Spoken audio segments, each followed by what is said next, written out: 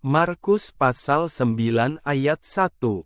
Katanya lagi kepada mereka, "Aku berkata kepadamu, sesungguhnya di antara orang yang hadir di sini ada yang tidak akan mati sebelum mereka melihat bahwa kerajaan Allah telah datang dengan kuasa."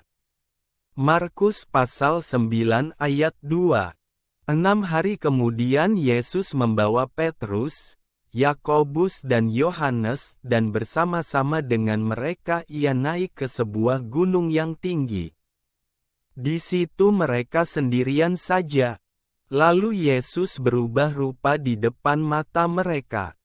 Markus pasal 9 ayat 3, dan pakaiannya sangat putih berkilat-kilat. Tidak ada seorang pun di dunia ini yang dapat mengelantang pakaian seperti itu. Markus pasal 9 ayat 4. Maka nampaklah kepada mereka Elia bersama dengan Musa, keduanya sedang berbicara dengan Yesus. Markus pasal 9 ayat 5. Kata Petrus kepada Yesus, "Rabi, betapa bahagianya kami berada di tempat ini. Baiklah kami dirikan 3 kemah, 1 untuk engkau, 1 untuk Musa dan 1 untuk Elia." Markus pasal 9 ayat 6. Ia berkata demikian, sebab tidak tahu apa yang harus dikatakannya, karena mereka sangat ketakutan. Markus pasal 9 ayat 7.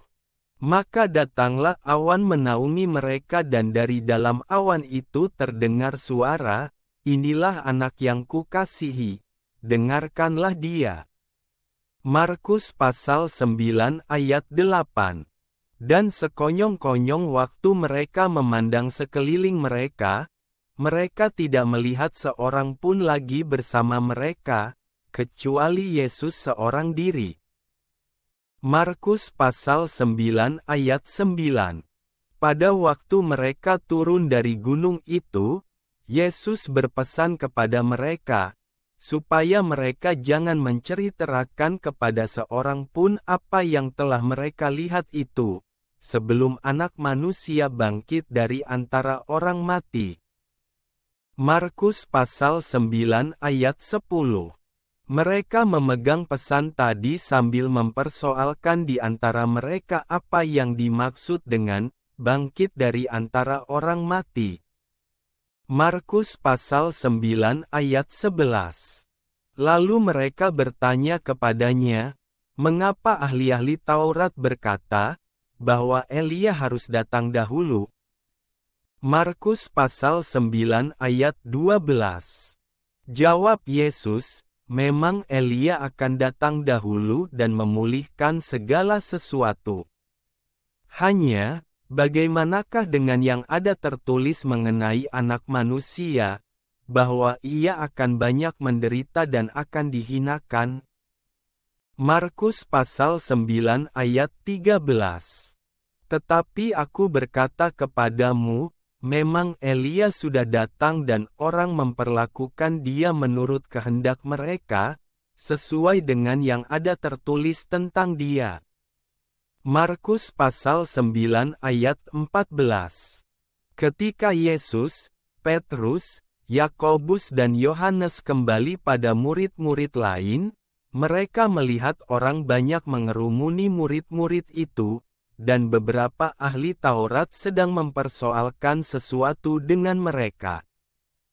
Markus pasal 9 ayat 15.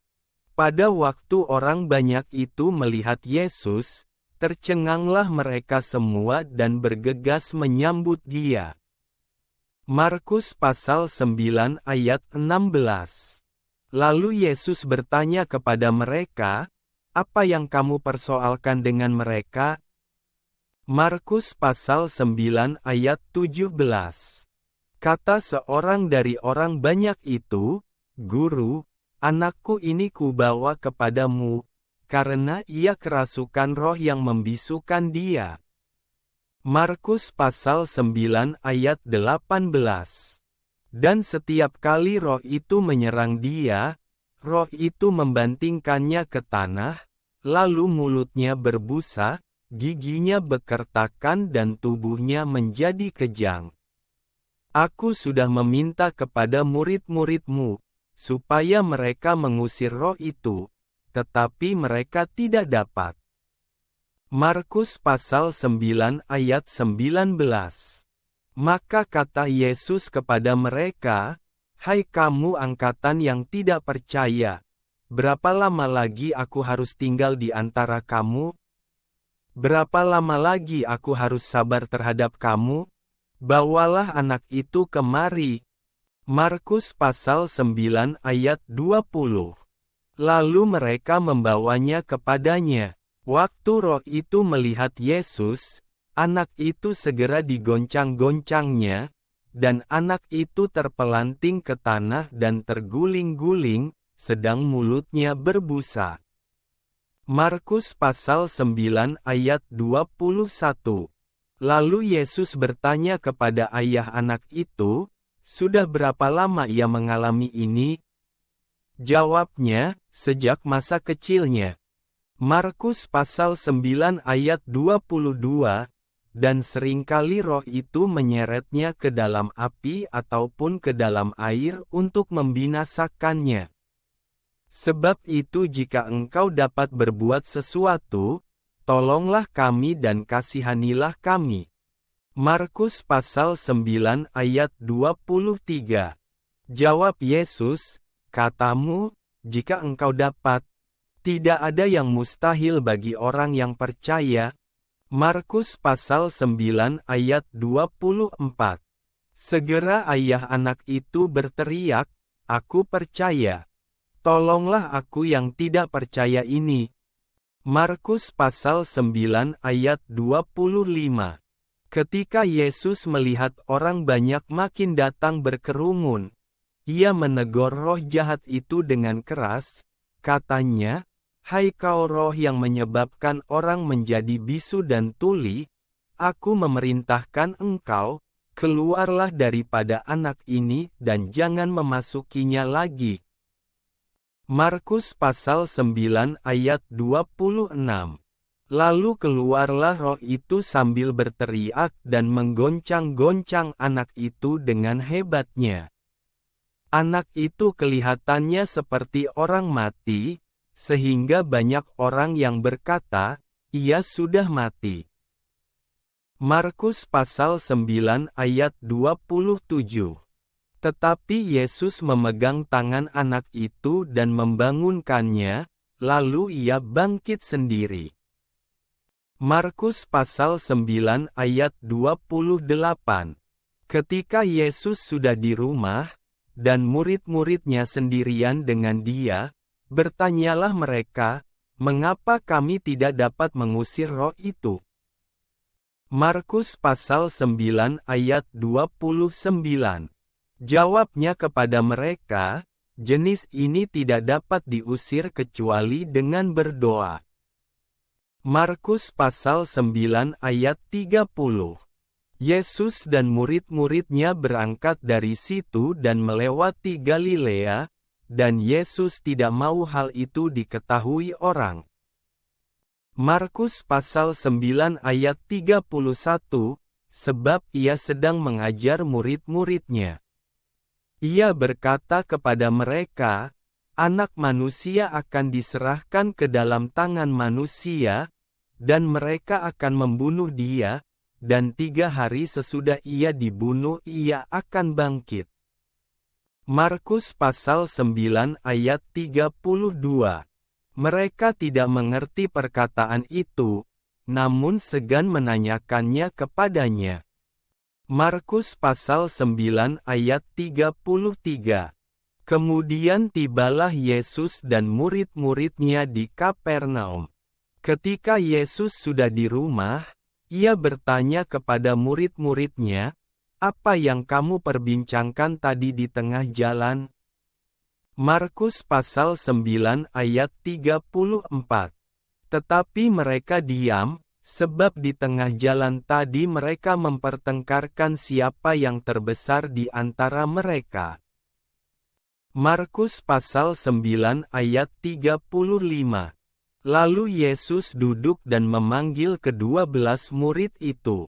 Katanya kepada mereka, jika seseorang ingin menjadi yang terdahulu, hendaklah ia menjadi yang terakhir dari semuanya dan pelayan dari semuanya. Markus pasal 9 ayat 36. Maka Yesus mengambil seorang anak kecil dan menempatkannya di tengah-tengah mereka, kemudian ia memeluk anak itu dan berkata kepada mereka. Markus pasal 9 ayat 37. Barang siapa menyambut seorang anak seperti ini dalam namaku, ia menyambut aku. Dan barang siapa menyambut aku, bukan aku yang disambutnya, tetapi dia yang mengutus aku. Markus pasal 9 ayat 38. Kata Yohanes kepada Yesus, Guru, kami lihat seorang yang bukan pengikut kita mengusir setan demi namamu, lalu kami cegah orang itu, karena ia bukan pengikut kita. Markus pasal 9 ayat 39. Tetapi kata Yesus, jangan kamu cegah dia, sebab tidak seorang pun yang telah mengadakan mujizat demi namaku, dapat seketika itu juga mengumpat aku. Markus pasal 9 ayat 40. Barang siapa tidak melawan kita, ia ada di pihak kita. Markus pasal 9 ayat 41. Aku berkata kepadamu, sesungguhnya barang siapa memberi kamu minum secangkir air oleh karena kamu adalah pengikut Kristus, ia tidak akan kehilangan upahnya. Markus pasal 9 ayat 42. Barang siapa menyesatkan salah satu dari anak-anak kecil yang percaya ini, lebih baik baginya jika sebuah batu kilangan diikatkan pada lehernya lalu ia dibuang ke dalam laut. Markus pasal 9 ayat 43. Dan jika tanganmu menyesatkan engkau, penggallah, karena lebih baik engkau masuk ke dalam hidup dengan tangan kudung daripada dengan utuh kedua tanganmu dibuang ke dalam neraka, ke dalam api yang tak terpadamkan. Markus pasal 9 ayat 44.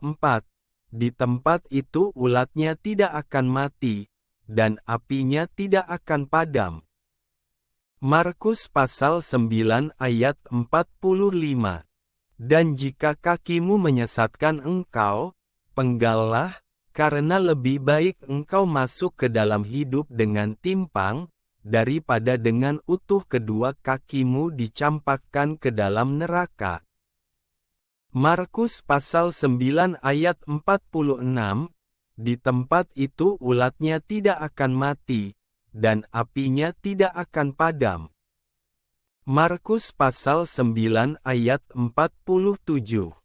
Dan jika matamu menyesatkan engkau, cungkillah, karena lebih baik engkau masuk ke dalam kerajaan Allah dengan bermata satu daripada dengan bermata dua dicampakkan ke dalam neraka. Markus pasal 9 ayat 48, di mana ulat-ulat bangkai tidak mati dan api tidak padam. Markus pasal 9 ayat 49. Karena setiap orang akan digarami dengan api. Markus pasal 9 ayat 50. Garam memang baik, tetapi jika garam menjadi hambar, dengan apakah kamu mengasinkannya? Hendaklah kamu selalu mempunyai garam dalam dirimu dan selalu hidup berdamai yang seorang dengan yang lain.